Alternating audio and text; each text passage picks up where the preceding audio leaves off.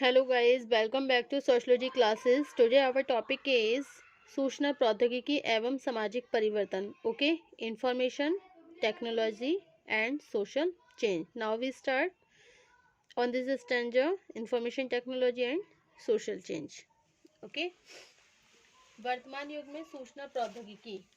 वर्तमान युग में सूचना प्रौद्योगिकी सामाजिक परिवर्तन का सबसे मुख्य स्रोत है.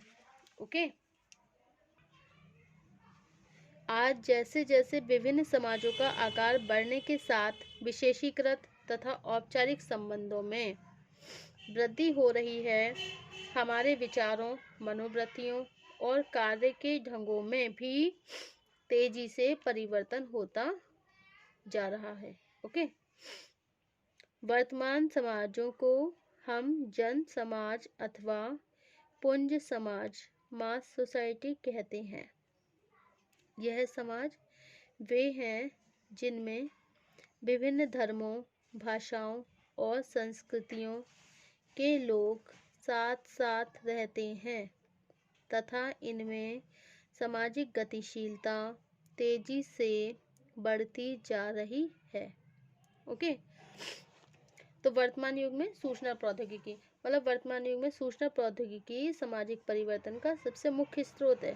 ओके, किसका? सूचना प्रौद्योगिकी सामाजिक परिवर्तन का सबसे मुख्य स्रोत है. जैसे जैसे विभिन्न समाजों का आकार बढ़ रहा है और आकार बढ़ने के साथ विशेषीकृत औपचारिक संबंधों में वृद्धि हो रही है. ओके, जो भी फॉर्मल रिलेशनशिप है तो उन संबंधों में भी काफ़ी वृद्धि हो रही है. हमारे विचार, मनोवृत्तियाँ, कार्य करने के ढंगों में भी तेजी से काफ़ी चेंजिंग हो रहा है. ओके, वर्तमान समाजों को हम क्या कहते हैं? जन समाज भी कहते हैं और पुंज समाज भी कहते हैं, मतलब मास सोसाइटी. यह समाज वो है जिनमें विभिन्न धर्म, भाषाओं, संस्कृति के लोग साथ साथ रहते हैं. अब देखिए समाज होगा, समाज में तो देखिए हर तरह के लोग रहते हैं, विभिन्न धर्मों के भी होते हैं, हिंदू, मुस्लिम, सिख, ईसाई. ठीक है, अब डिफरेंट डिफरेंट लैंग्वेज भी होती है यहाँ पे. किसी की कोई बोलता है अरबी भाषा, कोई हिंदी भाषा, कोई इंग्लिश भाषा. ओके, तो सभी की अलग अलग भाषा होती है, सबकी अलग अलग संस्कृतियाँ होती हैं, सबके अलग अलग कल्चर होते हैं.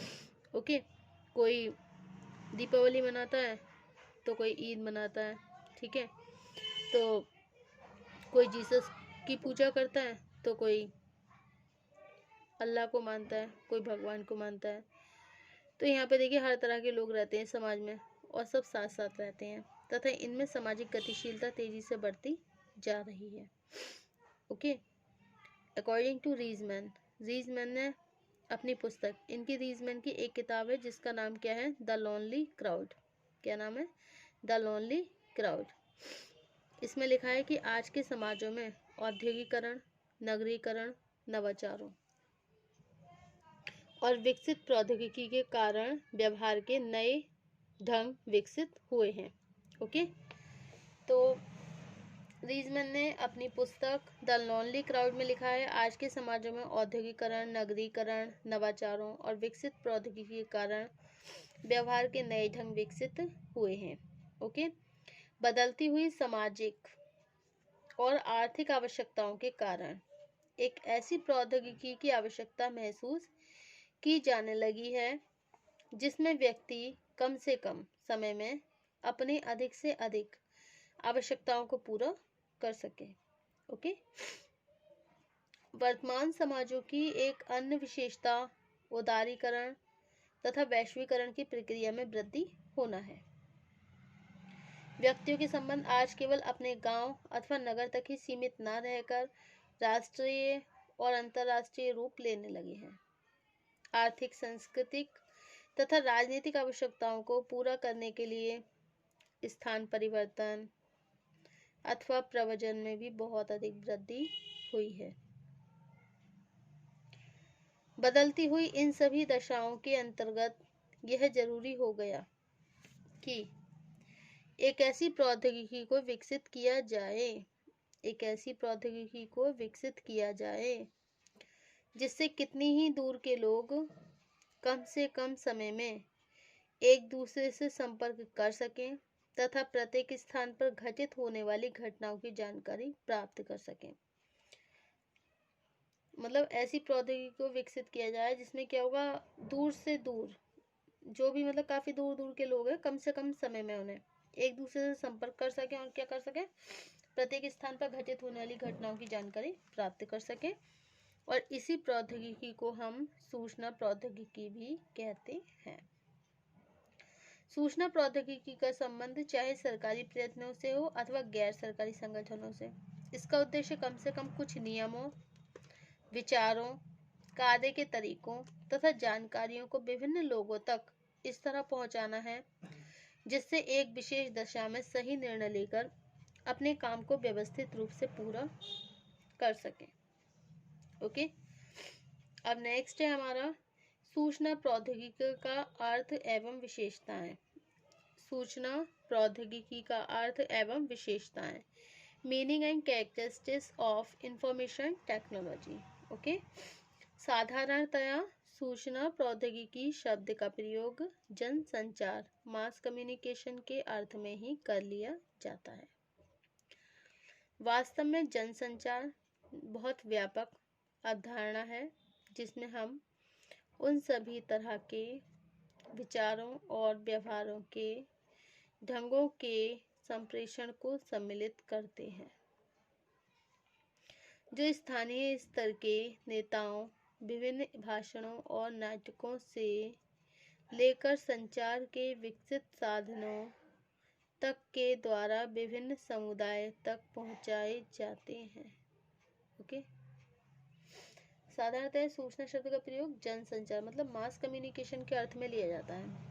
ओके, वास्तव में जनसंचार बहुत व्यापक अवधारणा है जिसमें हम उन सभी तरह के विचारों और व्यवहारों के ढंगों के संप्रेषण को सम्मिलित करते हैं जो स्थानीय स्तर के नेताओं, विभिन्न भाषणों और नाटकों से लेकर संचार के विकसित साधनों तक के द्वारा विभिन्न समुदाय तक पहुंचाए जाते हैं।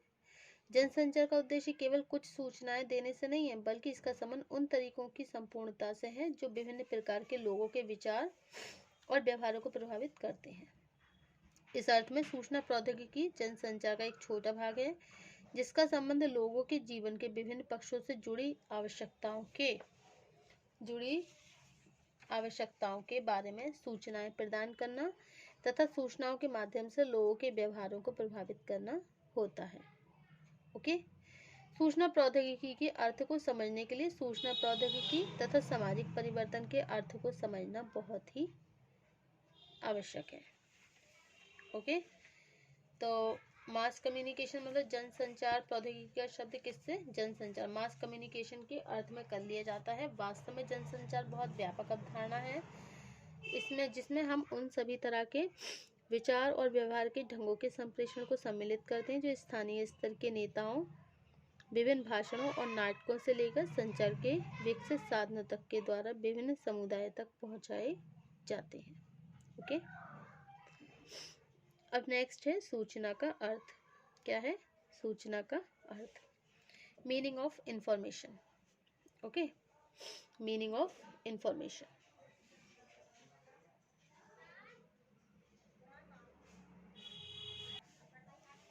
सामान्य भाषा में सूचना का तात्पर्य किसी भी शब्द, संख्या, चित्र अथवा तथ्य के बारे में जानकारी प्राप्त करने से समझा जाता है।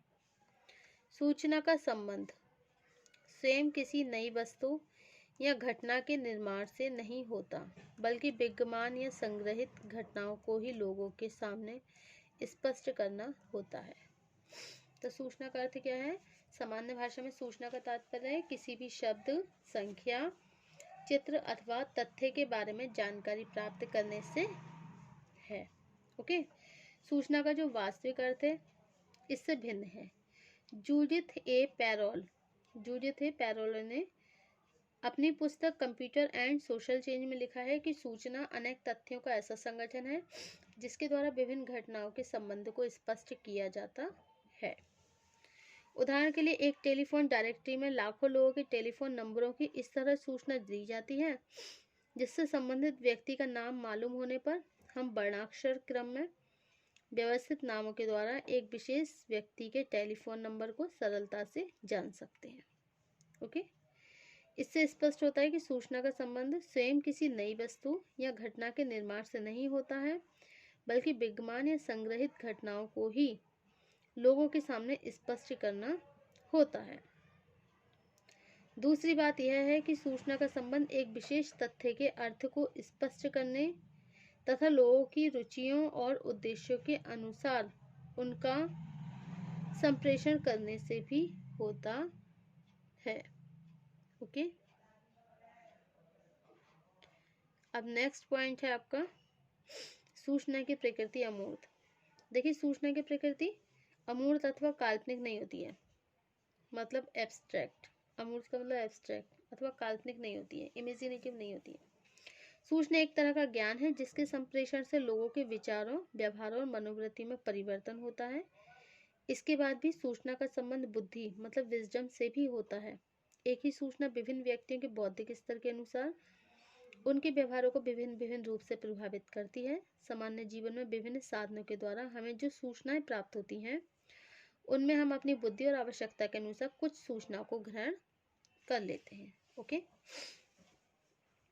सूचना एक ऐसा तथ्य है जिसमें यह ध्यान रखना जरूरी है कि व्यक्ति अपने जीवन में विभिन्न प्रकार की जो सूचनाएं प्राप्त करते हैं उनमें सांस्कृतिक सूचनाएं सबसे अधिक महत्वपूर्ण होती हैं।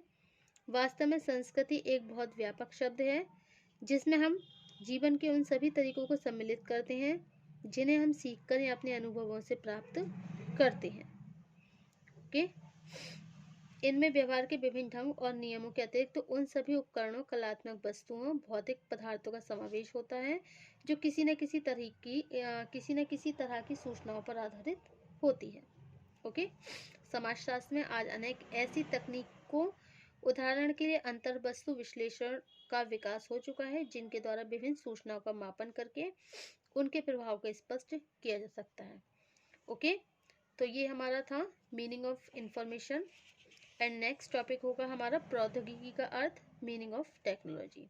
Thank you for watching my YouTube channel.